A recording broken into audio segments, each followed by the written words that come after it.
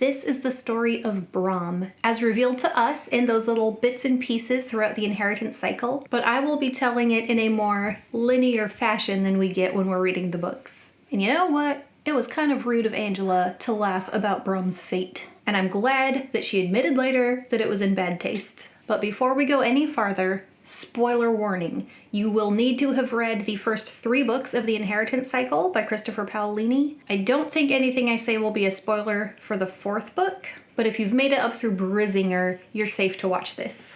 Brom is the son of Holcomb and Nelda from a little village on the wrong side of the spine. And the thing that made Angela laugh is Brom's fate. He is fated to failure.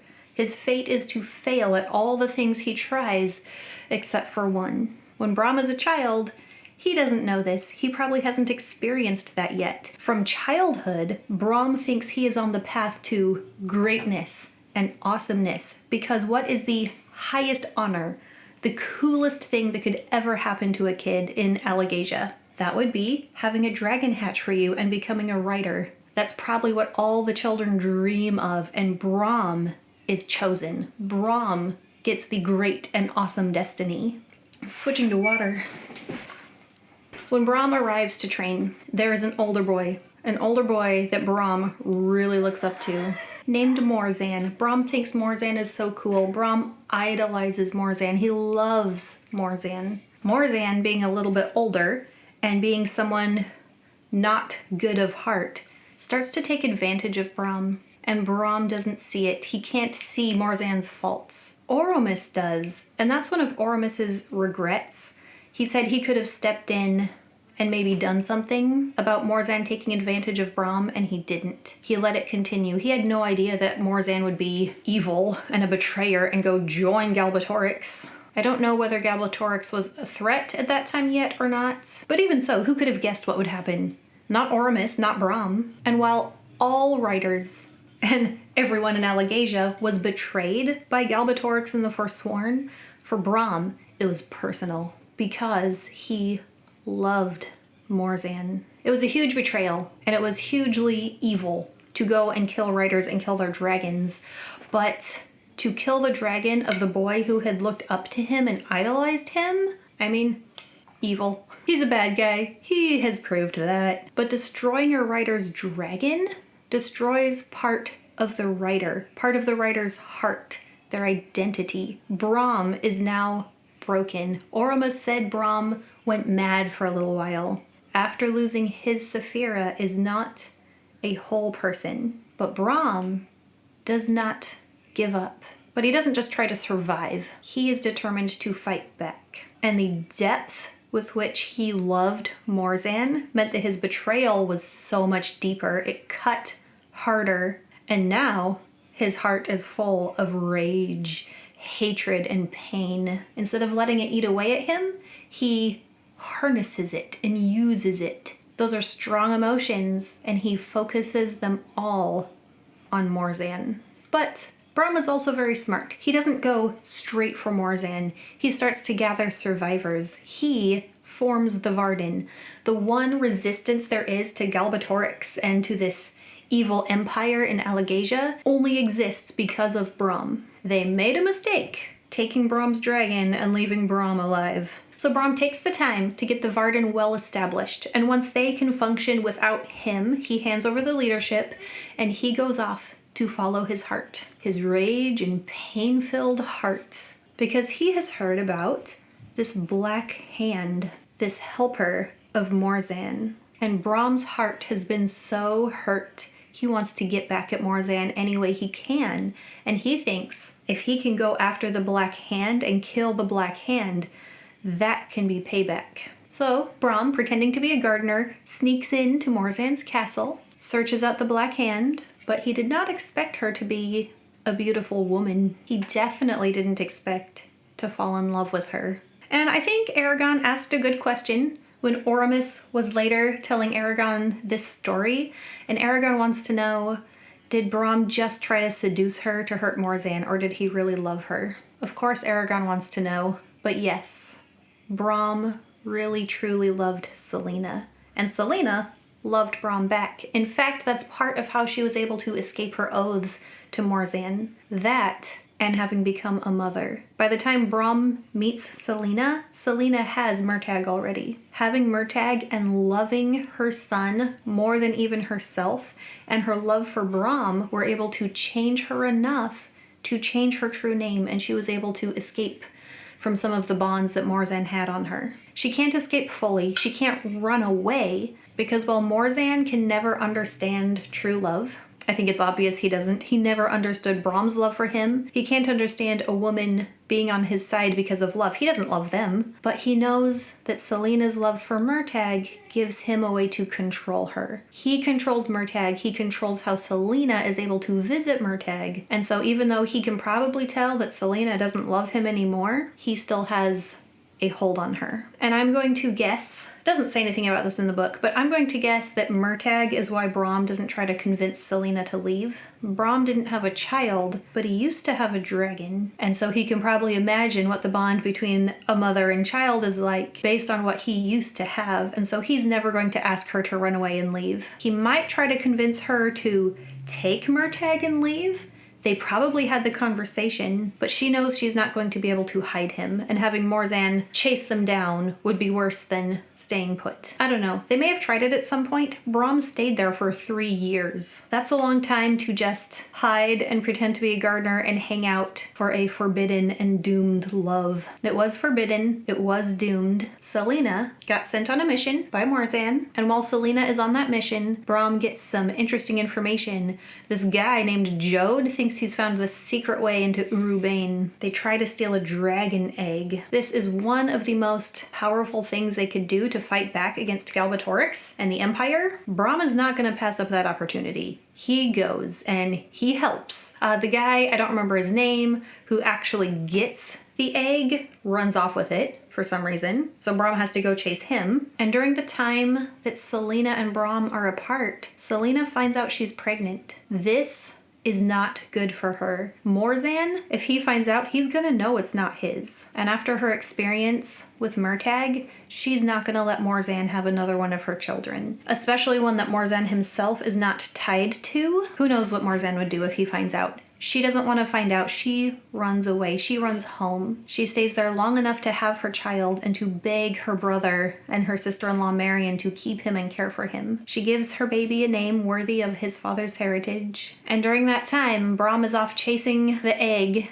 chasing Morzan, who now has the egg, and he finally succeeds at the one thing. Brom's fate, to fail at everything except one. This is the one thing. He is able to rescue Saphira's egg and finally kill Morzan, his biggest enemy, the one who has hurt him the most. But it's not a happy ending. Before Brom kills him, Morzan asks about his black hand. What have you done, Brom? Well, Brom didn't hurt her. He didn't do anything to her. So now Brom is scared. And once he kills Morzan, takes the egg and Morzan's sword, he hurries back to check on Selena. Selena, the one thing in life now that he has that he loves. I think Oramos said that when Brom arrives, it was the same day that Selena died. Maybe even a few hours later. He was barely too late. If he had been just a little sooner, he could have seen her one last time. But oh boy, Brom's story's not done yet. He finds out from the healers what her condition was very recently. And when he has lost everything else, he finds out that he possibly has a child. Brom is gonna know it's his. He's gonna know.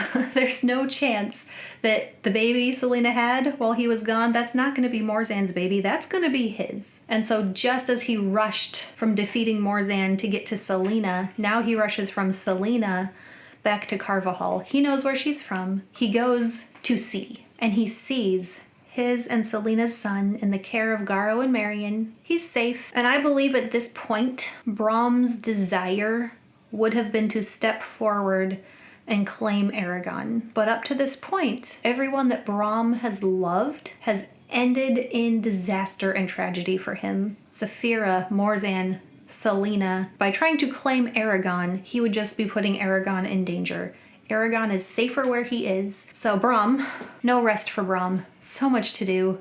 Brom travels all the way back to the Varden. He decides It's safer for him to stay dead. The Empire should not know he's alive. He can be like a secret trump card that the Varden can pull out later. They still have a writer, so when this stolen egg hatches, they can pull him out to help train the new writer. So Brom chooses to remain dead, but he brings the stolen egg to the Varden, and he helps set up the agreement where they ferry it between the Varden and the elves, so that both the elves and the humans can have a chance to have the next writer. He also takes this opportunity to visit his old master one last time. I think it's really important to Brom that somebody knows about Eragon. Somebody knows that Eragon exists and where he is. Brom doesn't know what'll happen. He is a huge enemy of the Empire. They could find out he's alive, they could come after him, but he doesn't want the knowledge of his son to die. So he tells Oramus the story and leaves a Fairth of Selena in his keeping, and then goes to hide from the Empire until the Varden need him again. And what better place to hide from the Empire than a little backwater village close to the Spine, also where a little baby happens to be.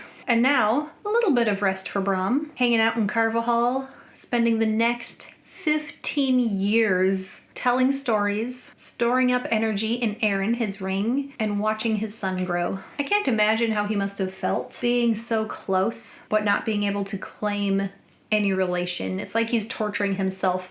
There's his son right there. All of our on-screen time with Brom happens in the first book, where you have no idea who he is. And so when you go back and reread, now all of his interactions with Eragon just hit differently now. One day, Brom comes home to see Eragon, his own son, outside of his hut. They know each other, they're kind of on friendly terms. But this time, Eragon is asking questions about dragons. This is something Brom hasn't really gotten to talk about for a long time. And this is probably the one person he would want to talk to about dragons. And he's even a little disappointed when Eragon decides it's time to leave, go back to his dragon. Brom was ready to talk for hours because Eragon, like father, like son, always full of questions. And Brom is starting to put together some clues. Eragon coming to ask questions. He's probably heard rumors of the blue stone that Eragon found. He sees Eragon's hand purposefully, that accidentally pulling his glove off and then going off whistling. And then the Razak. Brom knows how dangerous this is. All these little clues. He's almost too late to act. He does rush to the farm almost too late. He would have been too late, actually, if Eragon had been at the farm. Luckily, Saphira took Eragon out of there, and by the time Brom is on his way to the farm, Eragon is dragging the burnt Garo back into town. Brom is able to help get Garo and Eragon to safety, and then Brom, he goes and he packs his bags. He knows his time has come. Time to come out of hiding, time to come out of retirement. He knew one day that egg was gonna hatch. He knew one day he'd have to go serve the Varden again, fight the fight again, train the new dragon rider. Time to ready the next generation, but he never thought it would be his son. How meaningful is that? So Brom knows he and Eragon are going to have to leave. He does guess that Eragon is going to try to run off without telling anybody, so Brom leaves a note. He catches Eragon. Going to hunt the Razak is a worthy goal, something that he and Eragon and Saphira together can probably accomplish, but really it gives him a good excuse to keep Eragon with him. Gives him a way to train Eragon on the go, without having to take him directly to the elves or the Varden, because he knows they're going to circle like vultures and try to control Eragon, and he wants to equip Eragon a little more before handing him over. His main goal right now is keep Eragon alive and train him as fast as possible. The whole time they're together, Brom never tells Eragon who he really is. And I think there's a few reasons that Brom kept his information to himself. Eragon, I am your father. One is that he fully expected to arrive at the end with Eragon. He expected to make it there to safety and they would have plenty of time to talk. Also, I think Brom is so in the habit of keeping secrets. That's just how his life is. That's how he lives. It's not easy for him to give up those secrets that he has kept for so long. There's also the still very real danger of the Empire finding out that the new writer is the son of Brom, the son of the man who slew Morzan. Galbatorix could take out so much anger, maybe punish the son for the sins of the father. Eragon's not as defenseless as he would have been if he wasn't a writer and didn't have Saphira, but still, Brom wants to protect him. By the way, Eragon choosing the same name for his dragon, ugh.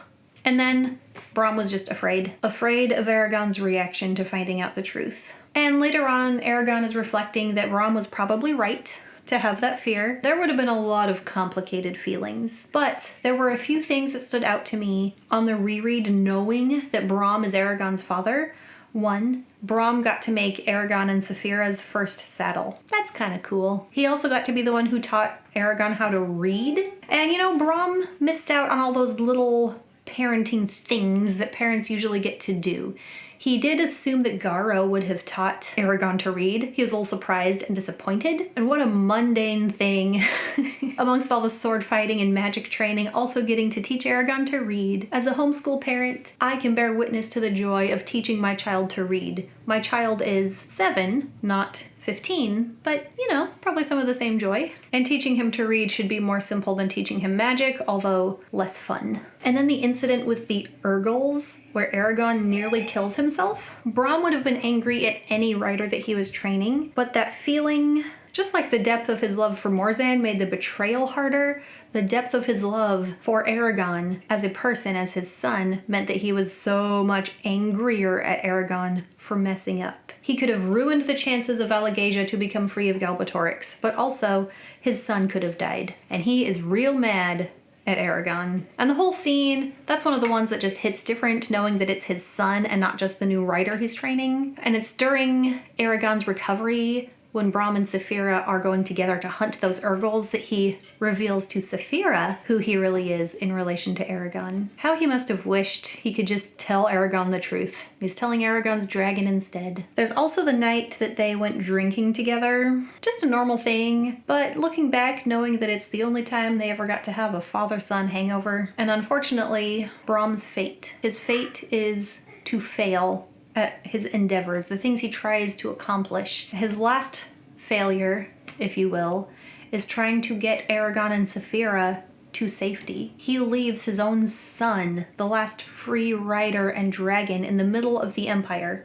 Enemy territory. Brom does think. He told Saphira, and Saphira tells Eragon a little later, that of all the people in Alagasia, Brom thought Eragon was the best suited person to inherit the legacy of the writers. Brom might have been a little biased. I think he also really just believed in Eragon's abilities. Up until the very end, Brom still thinks of his own Saphira and still grieves for her. He tells Eragon, "You guard your Saphira with your life. The bond you have is like nothing else." He gives Eragon his blessing, the only real act of a father to his son that he gets to do, the one time he gets to claim fathership, giving Eragon his blessing. He also gives Eragon 7 words in the ancient language and says, "Save these for later." I don't think we know what those are by the end of Inheritance. Hopefully we find out in the new books. And then Brom dies with his only remaining family there beside him. Here lies Brom, who was a dragon rider and like a father to me. May his name live on in glory. My next character studies from this series will be Murtagh and probably Eragon himself, maybe Saphira. I hope you join me for those, and I'll see you next time. Bye.